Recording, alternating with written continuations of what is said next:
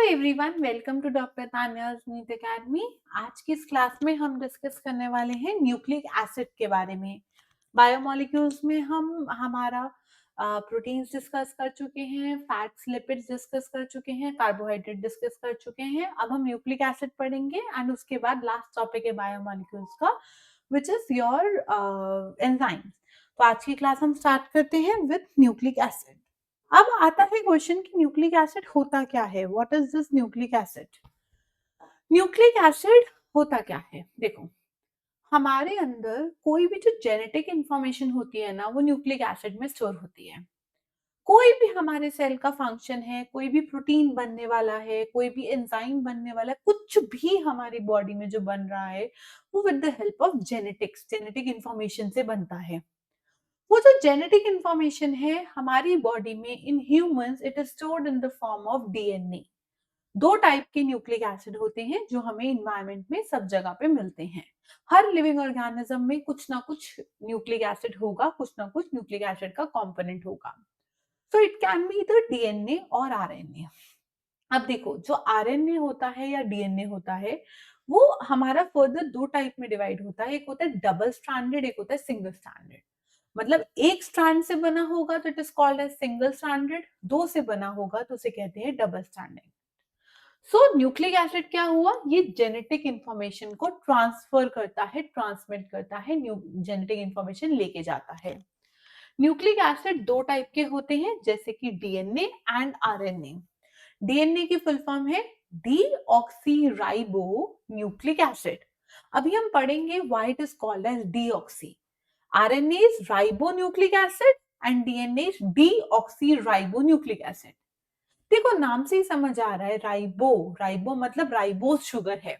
अगर आपको याद हो, ribose is a 5 member ring, it's a 5 carbon sugar, जिसकी जब हम रिंग स्ट्रक्चर बनाते हैं तो हम राइबो फ्यूरेनोज बनाते हैं, जो 5 मेंबर होती है, जिसमें 4 कार्बन है, एक ऑक्सीजन है। अगर ये सब चीजें याद नहीं आ रही, कोई प्रॉब्लम नहीं है, आप जाओ बायोमोलिक्यूल्स के अंदर, मेरा कार्बोहाइड्रेट की यूनिट देखो, मैंने सब कुछ वहां समझाया है कि कैसे कैसे हमारी ये शुगर्स बनती हैं। तो ribo nucleic acid and deoxy. देखो, डी मतलब निकलना, क्या निकलना? ऑक्सीजन निकलना। सो राइबोज शुगर अगर होगी तो वो आरएनए में होती है, और राइबोज शुगर में से अगर मैं ऑक्सीजन निकाल दूंगी, कहां से निकालेंगे ऑक्सीजन वो बताऊंगी, बट अगर हम ऑक्सीजन निकाल देंगे, that is called as deoxy ribo sugar, और हम ह्यूमन बीइंग में डीएनए प्रेजेंट होता है। अब क्या होता है, डीएनए कहाँ काम आता है? मैंने बोला प्रोटीन्स, एंजाइम, ये सब चीजें हमारी बॉडी में डीएनए से ही बनती है। सो डीएनए क्या करता है? डीएनए से बनता है आरएनए हमारी बॉडी के अंदर। उस आरएनए को हम एमआरएनए बोलते हैं, which is called as messenger RNA. और उस एमआरएनए से हम प्रोटीन फॉर्मेशन करते हैं। This conversion, DNA to RNA, RNA to protein, is called as the central dogma. It is called as the central dogma of life. इनके बारे में, DNA से आरएनए कैसे बनता है, आरएनए से प्रोटीन कैसे बनता है, ये सब चीजें जब हम 12th क्लास में जेनेटिक्स पढ़ेंगे वहां पर हम डिटेल में पढ़ेंगे। बट देखो, डीएनए से अगर दोबारा से डीएनए बनता है, क्योंकि आपको पता है जब सेल डिवाइड करता है, एक सेल से दो, दो से चार, चार से आठ, आठ से 16, 16 से 32, तो जब सेल का नंबर बढ़ता है तो सेल के अंदर जो न्यूक्लिक एसिड है, जो डीएनए है न्यूक्लियस के अंदर, उसका भी नंबर बढ़ेगा। सो जब डीएनए से डीएनए बनता है, उसको हम कहते हैं recombination. This is called as re sorry this is called as replication. तो डीएनए से डीएनए बनना मतलब उसकी कॉपी बनना, that is called as replication. इसे हम कहते हैं रेप्लिकेशन। फिर डीएनए से आरएनए बनने को के इस सफर को हम बोलते हैं ट्रांसक्रिप्शन। ट्रांसक्रिप्शन। और आरएनए से प्रोटीन बनने को हम कहते हैं ट्रांसलेशन।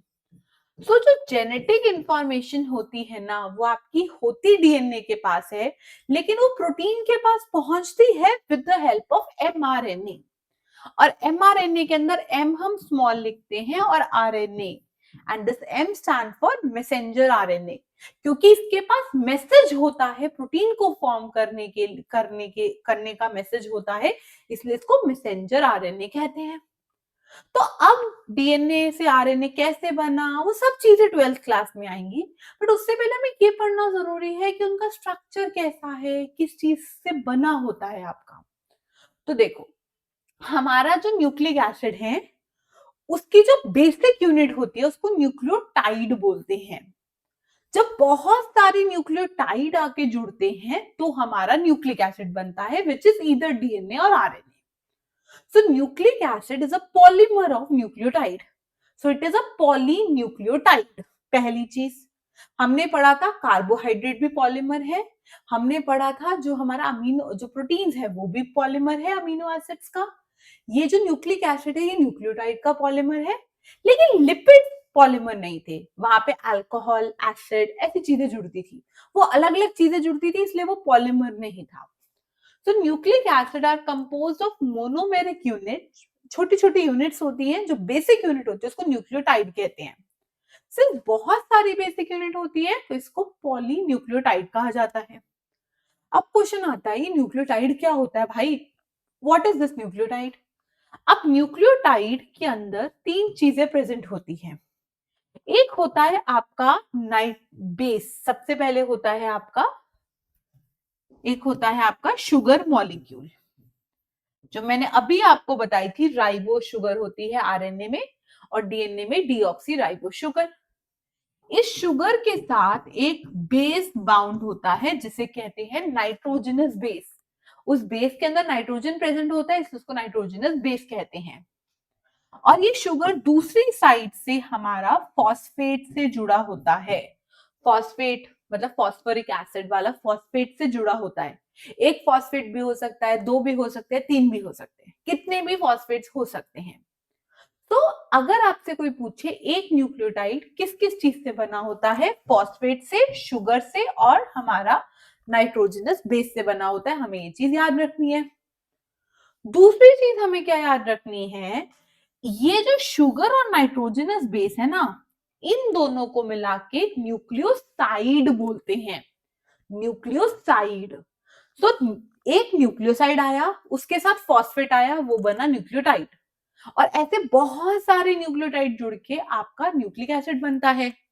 सो इसकी जो फंडामेंटल यूनिट है, जो कॉमन यूनिट है न्यूक्लिक एसिड की, वो न्यूक्लियोटाइड है। सो क्या हुआ, nucleoside are nitrogenous bases plus pentose sugar. हमने बताया राइबोस शुगर है, और राइबोस भी कौन सी है, it's a 5 carbon sugar, so it is a pentose sugar. 6 carbon वाली शुगर क्या थी, हेक्सोस, बट ये पेंटोज शुगर है। फिर जो न्यूक्लियोटाइड्स हैं वो न्यूक्लियोसाइड प्लस फॉस्फेट के बने हुए हैं, ये चीज हमें याद रखनी है। अब जो नाइट्रोजनस बेसिस हैं, अब हम एक एक करके पढ़ेंगे नाइट्रोजनस बेसिस क्या होते हैं, कौन कौन सी शुगर मॉलिक्यूल होती हैं और कैसे जुड़ा होता है। पहले हमने पढ़ा क्या क्या चीजें हैं, अब उनको भी फर्दर हम डिटेल में पढ़ते चलेंगे क्या होता है। सबसे पहले पढ़ते हैं नाइट्रोजनस बेस के बारे में। नाइट्रोजनस बेस दो टाइप के होते हैं, एक होता है प्यूरीन, एक होता है पिरिमिडीन। Purine and pyrimidine.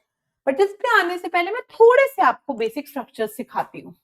देखो, अगर एक 5 मेंबर्ड रिंग है और उसके अंदर एक नाइट्रोजन लगा हुआ है तो उस रिंग को बोलते हैं pyridine. It's a 6 membered ring and 6 member के अंदर 5 मेंबर कार्बन है, 1 मेंबर नाइट्रोजन है, इसे कहते हैं पिरिडीन। अगर दो नाइट्रोजन जुड़े हुए हैं आपके, दो भी कैसे जुड़े होते हैं, देखो सेम पास पास वाले पे जुड़ते हैं उसको ऑर्थो कहते हैं, फिर ये मेटा एंड देन पैरा। सो अगर दो ऑर्थो पोजीशन पे नहीं, मेटा पोजीशन पे अगर दो नाइट्रोजन जुड़े हुए हैं उस रिंग को कहते हैं पिरिमिडीन रिंग। ये हमारी 6 मेंबर्ड रिंग है जो आपको याद होनी चाहिए। फिर हम कुछ 5 मेंबर्स रिंग याद करते हैं। अगर मेरे पास एक नाइट्रोजन है और 5 मेंबर्ड रिंग है, इसे कहते हैं पायरोल, इसे कहते हैं पायरोल। और ऐसे ही अगर मेरी 5 मेंबर्ड रिंग है लेकिन इसके अंदर दो नाइट्रोजन है, दो नाइट्रोजन सिमिलर आप देख सकते हो, एक पोजीशन छोड़ के है, मतलब मेटा पोजीशन पे है, तो इस वाले को कहते हैं हम इमीडाजोल, इमीडाजोल रिंग। तो इन रिंग्स के नाम याद रखना। अब ये आपकी साइक्लिक है तो they are cyclic ring. Cyclic में भी मैंने ऑर्गेनिक में आपको पढ़ाया था होमोसाइक्लिक या हेट्रोसाइक्लिक। अगर सारे के सारे कार्बन होते तो वो होमोसाइक्लिक रिंग थी, बट इसके अंदर कार्बन के अलावा नाइट्रोजन भी है, तो मैं क्या बोलूंगी, this is my heterocyclic ring. So nitrogenous bases are of two type, one is purine and one is pyrimidine. Purine में क्या याद रखना है, गैप, गुआनिन, एडेनिन और ये प्यूरीन है। बचे हुए तीन हमारे पिरिमिडीन होते हैं, एक होता है thymine, not thiamine, thiamine was vitamin B1, thymine, cytosine and uracil. Adenine को ए से रिप्रेजेंट करते हैं, गुआनिन को जी से, साइटोसिन को सी से, थाइमिन को टी से, यूरासिल को यू से। नेक्स्ट पॉइंट याद करने वाला, ये जो यूरासिल है ये हमारा आरएनए के अंदर होता है, और ये जो मेरा थाइमिन है ये मेरा डीएनए के अंदर होता है। तो चाहे डीएनए है चाहे आरएनए है, दोनों के अंदर चार चार नाइट्रोजनस बेसेस हो सकते हैं। एडेनिन, गुआनिन, साइटोसिन सब में कॉमन है दोनों में। अगर थाइमिन होगा तो वो डीएनए में होता है और यूरासिल आपका आरएनए में होता है, याद रखना। पहले बताती हूँ पिरिमिडीन रिंग। हमने बोला पिरिमिडीन रिंग के एग्जांपल है साइटोसिन, थाइमिन एंड गुआनिन। अब चलते हैं इनके स्ट्रक्चर्स के ऊपर। आप यहां देखो नीचे, एक नाइट्रोजन दूसरा नाइट्रोजन, दोनों मेटा पोजीशन पे, so it's a pyrimidine ring. तो आप देखो यूरासिल, थाइमिन, साइटोसिन, तीनों के अंदर nitrogen space nitrogen, nitrogen space nitrogen, nitrogen space nitrogen, and सारी 6 मेंबर्ड है, तो सारी की सारी पिरिमिडीन रिंग है। पढ़ा था ना यहाँ पे, इसे पिरिमिडीन रिंग कहते हैं, याद आ जाना चाहिए। अब देखो, अगर इन दो नाइट्रोजन के बीच में डबल बॉन्ड O है और एक नाइट्रोजन के साथ डबल बॉन्ड O है, इसको कहते हैं यूरासिल। और अगर इन दो नाइट्रोजन की सेम यूरासिल वाला स्ट्रक्चर, लेकिन इसके साथ क्या होगा, इस वाले कार्बन पे हमारा एक अगर मिथाइल ग्रुप जुड़ जाएगा, ये देखो, आप देखो मिथाइल ग्रुप, तो दिस इज थाइमीन। नंबरिंग कैसे देंगे, डबल बॉन्ड है, कीटोन है, कीटोन को सबसे कम नंबर मिलना चाहिए। लेकिन सिंस ये कीटोन है, कीटोन कभी भी एंड में नहीं होता, क्योंकि अगर एंड में कीटोन होगा, नंबर 1 पे कीटोन होगा तो वो एल्डिहाइड बन जाएगा। तो हम इसको नंबर 1 देंगे, 1 2 3 4, ठीक है। तो सेकंड और फोर्थ के ऊपर हमारे 2 कीटो ग्रुप हैं, और ये हो जाएगा हमारा 5th। तो थाइमिन को मैं कह सकती हूं it is 5 methyl uracil. 5 uracil के 5वें कार्बन के ऊपर मिथाइल ग्रुप जुड़ा है, करेक्ट। अगला चलते हैं इसके ऊपर। इसमें क्या है, इसमें कीटोन है और एक आपका NH2 है। NH2 इज योर अमीन।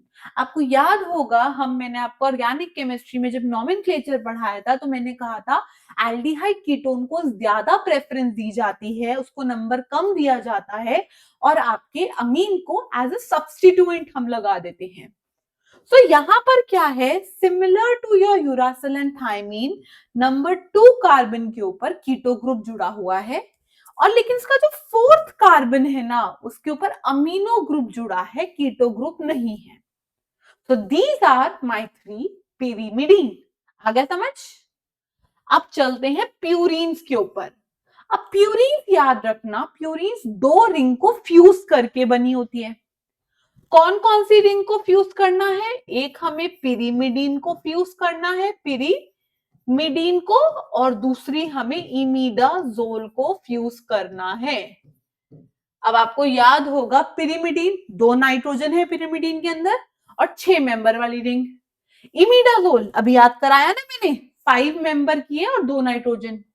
तो कैन आई से प्यूरीन की रिंग के अंदर टोटल 4 नाइट्रोजन तो होंगे ही होंगे। तो इसमें पिरिमिडीन रिंग इमिडाजोल रिंग के साथ फ्यूज होती है। तो अब देखो यहाँ पे, ये पिरिमिडीन रिंग और ये इमिडाजोल रिंग, दिखता है ना सेम, ये पिरिमिडीन और ये इमिडाजोल। आ गया समझ। यहां पे इसको नंबर 1 यहां से देते हैं पिरिमिडीन रिंग से, 1 2 3 4 5 6, एक रिंग कंप्लीट करते हैं, फिर दूसरी रिंग पे आते हैं 7 8 9। तो यहाँ नंबर 1, नंबर 3, नंबर 7 और नंबर 9 जो रिंग में है वो आपके नाइट्रोजन है। ठीक है, समझ आ गया। अब सेम यहां पर भी सेम 1 2 3 4 5 6 7 8 9, ग्वानिन में भी ऐसा है। अब क्या है, एडेनिन के अंदर आपके नंबर 6 कार्बन पे NH2 है। एडेनिन के अंदर नंबर 6 कार्बन पे NH2 है। देखो कैसे याद करो, एडेनिन इसके अंदर सिर्फ और सिर्फ अमीन है। इसके अंदर adenine start with A, amine start with A, इसके अंदर सिर्फ और सिर्फ अमीन है। गुआनिन के अंदर एक अमीन है, एक कीटो है। अब उसमें 6वें नंबर पे अमीन था ना, इसमें दूसरे नंबर पे अमीन आ जाएंगे और उसमें 6वें नंबर पे आपका कीटो ग्रुप आ जाएगा। तो कहना इसे, अगर मैं इमिडाजोल को हटा दूं, अगर मैं इसको हटा दूं, तो क्या मैं बोल सकती हूँ ये मेरा साइटोसिन जैसा है? बिल्कुल सही बोल रहे हैं। देखो ना, साइटोसिन में भी एक कीटो था, एक अमीनो था, तो थोड़ा थोड़ा सिमिलर सा स्ट्रक्चर हो गया। तो आई होप सबको नाइट्रोजनस बेसिस याद हो गए हैं। अब क्या बताया मैंने, नाइट्रोजनस बेसिस, नाइट्रोजनस बेसिस आपके शुगर से जुड़े हुए हैं। तो अभी शुगर की बात करते हैं, लेकिन उससे पहले एक इंपॉर्टेंट पॉइंट, जब शुगर से जुड़े होंगे तो किसी ना किसी ग्रुप से जुड़े होंगे ना। तो याद रखना, प्यूरीन का जो नंबर 9 है ना, वो जुड़ा होता है आपके शुगर से। प्यूरीन का नंबर 9 आपके शुगर से जुड़ा होता है। वेराज पिरिमिडीन का नंबर 1 जो होता है ना, वो आपके शुगर से जुड़ा होता है। ये चीज याद रखना, ये छोटे छोटे पॉइंट्स हैं जो किसी भी तरीके से आपके एग्जाम में आ सकते हैं और स्पेशली एम्स में तो बिल्कुल आ सकते हैं। तो आई होप सबको ये रिंग्स याद हो गई, नाइट्रोजनस बेसिस। अब चलते हैं शुगर पे, पहले एक एक चीज पढ़ेंगे फिर सबको जोड़ेंगे। अगर आपको थोड़ा सा याद आ रहा हो, मैंने आपको पढ़ाया था जब मैं आपको कार्बोहाइड्रेट पढ़ा रही थी, मैंने आपको राइबोफ्यूरेनोज पढ़ाया था और मैंने आपको तब ये भी पढ़ाया था कि beta D ribofuranose is present in DNA and RNA. हम वहां पढ़ेंगे बीटा डी राइबोफ्यूरेनोज, हम पढ़ेंगे वो आरएनए में होता है। तो आप देख सकते हो, हमारा बीटा होता है जब OH ऊपर होगा, जब OH नीचे, फर्स्ट कार्बन, ये जो आपका एनोमेरिक कार्बन है, फ्यूरान रिंग है इसलिए फ्यूरेनोज। 5 मेंबर्ड है जिसमें से 4 कार्बन 1 ऑक्सीजन, आपका राइबोफ्यूरेनोज। उसके बाद इसका जो पहला एनोमेरिक कार्बन होता है उसमें अगर OH ऊपर होगा तो उसको बीटा बोलते हैं, OH नीचे होगा तो अल्फा बोलते हैं। आप देख सकते हो OH ऊपर है तो उसको बीटा बोला। उसके बाद हमने ये OH डी के बारे में भी पढ़ा था, डी क्या होता है। So this is OH OH OH and ये 5वें पर CH2OH। This is the structure of beta D ribofuranose. ये इसका पहला नंबर, दूसरा नंबर, तीसरा नंबर, चौथा नंबर, 5वां नंबर। 5 कार्बन आ गए टोटल। राइबोज में 5 कार्बन है ना, तो 1 2 3 4 5 कार्बन बन गए। अब क्या याद रखना है हमें, ये जो दूसरा वाला कार्बन है ना, अगर इसका OH हट जाएगा तो इसे कहेंगे डी ऑक्सी राइबोफ्यूरेनोज। तो यहां से अगर OH हट जाएगा इसे कहेंगे beta D deoxy ribofuranose. So this is the part of RNA and this is the part of DNA। सो क्या होगा, जो पहला वाला ग्रुप है वो इधर से आपके नाइट्रोजनस बेस से जुड़ा हुआ है। सिमिलरली ये भी आपके नाइट्रोजनस बेस से जुड़ा हुआ है। अगर प्यूरीन होगा तो प्यूरीन का नंबर 9 इसके साथ जुड़ा होगा, पिरिमिडीन होगा तो उसका नंबर 1 इसके साथ जुड़ा होगा। पहली चीज, फर्स्ट पे हमने पढ़ लिया क्या बनाना है। सेकंड के बारे में हमने पढ़ लिया कि सेकंड वाले पर मेरा OH हटेगा तो डीऑक्सी, OH लगा हुआ है तो नॉर्मल राइबो। अब ये जो 5वां वाला OH है ना, ये 5वां वाला जो कार्बन है जिसके साथ OH जुड़ा हुआ है, यहां पे अब आपने ये शुगर पढ़ ली, प्लस में नाइट्रोजनस बेस पढ़ लिया, ये बन गया न्यूक्लियोसाइड। अगर इसके 5वें कार्बन का जो OH है, अगर वो फॉस्फेट के साथ साथ में जुड़ा होगा तो वो पूरा बन जाएगा न्यूक्लियोटाइड, है ना। समझ आ गया। तो अब देखते हैं कैसे। देखो, पहला आपका ऊपर ये नोवा था ना, याद आ रहा है प्यूरीन का नोवा, ये आपका शुगर प्लस नाइट्रोजनस बेस, इतना पार्ट इज माय न्यूक्लियोसाइड। यहां ये पांचवा CH2OH था।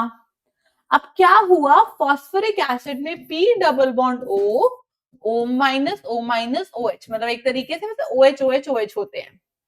तो क्या होगा, H3PO4 इस तरीके से स्ट्रक्चर होता है। ये CH2 के साथ OH है और ये वाला OH मिलके आपका पानी बाहर निकलेगा, एक ऑक्सीजन से जुड़ जाएगा। सो P double bond O। Can I से इट इज एस्टर बॉन्ड, लेकिन एस्टर नहीं है, COO इज एस्टर बॉन्ड, ये है फॉस्फो एस्टर बॉन्ड। इस बॉन्ड को कहते हैं फॉस्फो एस्टर बॉन्ड। अभी मैं आपको थोड़ी देर में नेक्स्ट क्लास में आपको पढ़ाऊंगी फॉस्फो डाइएस्टर बॉन्ड के बारे में। वो इसी वाले फॉस्फेट के ऊपर अगर इस साइड पे एस्टर बना, अगर इस साइड पे एक और एस्टर बन जाएगा तो वो फॉस्फो डाइएस्टर बन जाएगा। तो शुगर और फॉस्फेट थ्रू फॉस्फो एस्टर बने हुए हैं।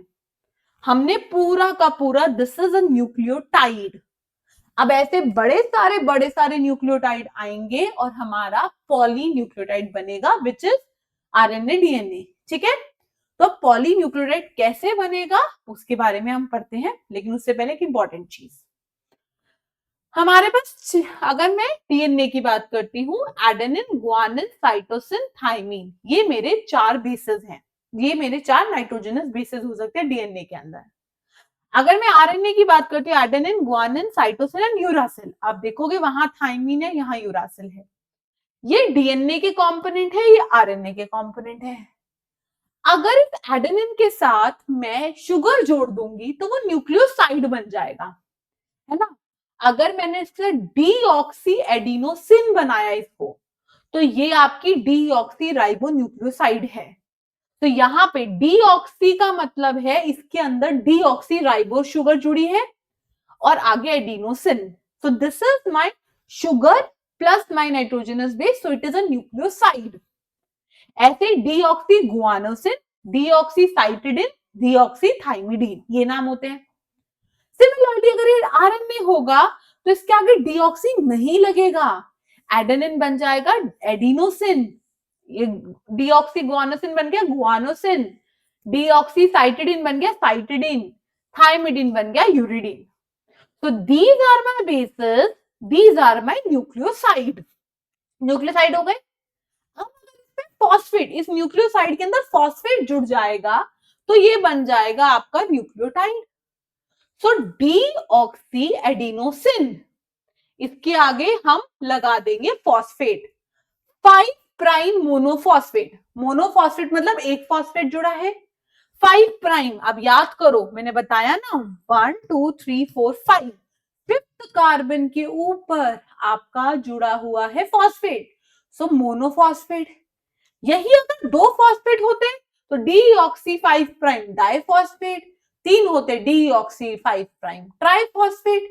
तो इसको कैसे लिखते हैं, AMP मोनोफॉस्फेट, और इसके आगे डी लगा दोगे छोटा सा आप स्मॉल में, deoxy adenosine diphosphate, deoxy adenosine triphosphate. तो एटीपी सुनते हो ना बड़े मजे से, ATP is energy production unit, ये है एटीपी। तो एटीपी अगर सिर्फ एटीपी लिखा हुआ है तो वो आपका RNA से बना है, अगर डीऑक्सी एडिनोसिन ट्राइफॉस्फेट लिखा हुआ है तो वो आपका DNA वाले से बना हुआ है, याद रखना। उसके अंदर डीऑक्सी शुगर है, उसमें राइबो शुगर है। एक और पॉइंट, इसके नाम को हम एडिनाइलेट या एडिनाइलिक एसिड भी कहते हैं। तो अगर आपको कोई एडिनाइलिक एसिड बोले तो आप बोलना वो न्यूक्लियोटाइड है, और डीऑक्सी एडिनाइलिक एसिड बोले तो वो DNA का न्यूक्लियोटाइड है। तो देखो, ऐसी डीऑक्सी गुआनोसिन 5 मोनोफॉस्फेट, डीऑक्सी साइटोडिन, आप सारे नाम देख सकते हो। ऐसी adenylic acid, गुआनिलिक acid, cytidine acid, ये आपके सारे एसिड्स बन जाएंगे।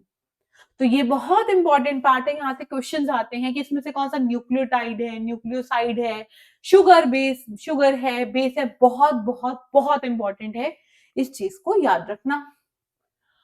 इससे आगे डीएनए आरएनए के स्ट्रक्चर को अब हम इन सबको जोड़ के डीएनए आरएनए बनाएंगे, उसको हम नेक्स्ट क्लास में पढ़ेंगे। लेकिन आज कुछ पीवाईक्यूज देख लेते हैं जो हमने इस टॉपिक के पढ़े हैं। सो पहला है match list 1 with list 2। Adenosine, adenylic acid, adenine, alanine. याद आया? अभी पढ़ाया मैंने, ये नीट 2025 का है। Adenosine is a nucleoside, adenylic acid is a nucleotide, adenine is a nitrogenous base, alanine पुराना याद करो प्रोटीन में, alanine is a amino acid. तो चेक कर लेते हैं। एडिनोसिन इज अ न्यूक्लियोसाइड, तो ए का हो गया 3, ए का हो गया 3, तो ये तो ऑप्शन नहीं है। एडेनाइलिक एसिड इज अ न्यूक्लियोटाइड, तो बी का हो गया 2, सो बी का हो गया 2, तो ये भी ऑप्शन नहीं होगा। Adenine is a nitrogenous base, तो सी का 1, सी का 1, तो यही करेक्ट है। And alanine is a amino acid. Simple सा। अगर कॉन्सेप्ट समझते चलोगे ना तो कोई भी दिक्कत नहीं होगी, मैं सच बता रही हूँ आपको सॉल्व करने में। बेसिक से पढ़ते चलो, बड़े आसानी से आप लोग डॉक्टर्स बन जाओगे, हमारे फ्यूचर डॉक्टर्स। चलो अगला क्वेश्चन नीट 2024 का। Which of the following is a nucleotide? Uridine, adenosine, guanosine, thymidine, uridine और यूरिडीन, थाइमिडीन और साइटिडिन, ये सारे आपके न्यूक्लियोसाइड हैं। ये साइड है। नाइलिक acid is a nucleotide, guanine is a base, nitrogenous base, and guanosin is a nucleoside। तो आंसर हो गया adenylic acid is a nucleotide. ठीक है, अगले क्वेश्चन पे चलते हैं। ये AIPMT 2015 का क्वेश्चन है। Which of the following biomolecule does not have a phosphodiester bond? मैंने अभी आपको फॉस्फोएस्टर के बारे में बताया। जब मैं बताऊंगी ना बहुत सारे न्यूक्लियोटाइड जुड़े होंगे, तो वो न्यूक्लियोटाइड ना यही 5वें वाले कार्बन का जो फॉस्फेट है ना उसी से जुड़े होते हैं, इसलिए वो फॉस्फोडाइस्टर बॉन्ड बना लेंगे। तो याद रखना न्यूक्लिक एसिड के अंदर फॉस्फोडाइस्टर बॉन्ड से उनकी बैकबोन बनी होती है। अगली क्लास से पढ़ाऊंगी, बट इस क्वेश्चन को सॉल्व करने का छोटा सा tip. Monosaccharide in a polysaccharide, which of the following does have, किसके अंदर होता है? फैटी एसिड में, मोनोसेक्राइड में, अमीनो एसिड में या न्यूक्लिक एसिड में? सिंपल सी बात है, ये न्यूक्लिक एसिड में होता है फॉस्फोडाइस्टर बॉन्ड। होमवर्क है आपका अगली क्लास में याद करके आना। मैंने आपको सारी चीजें बताई हैं। जो आपका ग्लाइकोसिडिक बॉन्ड है वो किसका बना होता है, फिर आपका लिपिड का बॉन्ड किस चीज का बना होता है, आपके प्रोटीन्स का बॉन्ड किस चीज का बना होता है, तो याद करके आना। अगली क्लास वही से स्टार्ट करूंगी आपके डिस्कशन के लिए। I hope you like the class, और आज के लिए बस इतना ही। अगली क्लास में मिलते हैं, डीएनए और आरएनए के स्ट्रक्चर को डिस्कस करेंगे। Thank you so much and have a nice day.